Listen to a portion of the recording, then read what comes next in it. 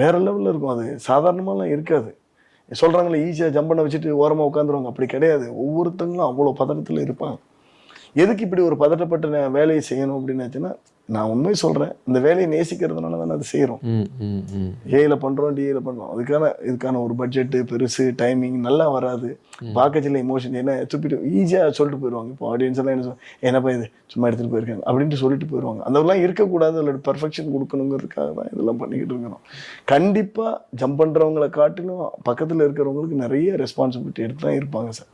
இப்போ நான் அதான் சொன்னேன்ல, அப்படி ஒரு இம்பார்ட்டன்ஸ் இல்லை அந்த விஷயத்தில் இல்லைன்னா, எனக்கு எங்கேருந்தோ விஜய் நான் ஃபோன் பண்ணி என்ன நண்பா என்னாச்சு அப்படின்னு கேட்குறது எப்படி? இப்போ சூர்யா சார்லாம் ஃபோன் பண்ணி, சூர்யா சார் அவங்க மேனேஜர்லாம் ஃபோன் பண்ணி எனக்கு பேசுனாங்க.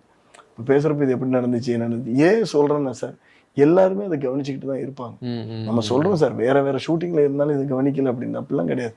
எல்லாருமே அதை கவனிச்சுக்கிட்டு தான் இருப்பாங்க. எல்லாருக்குமே அந்த பதட்டம் இருக்கும்.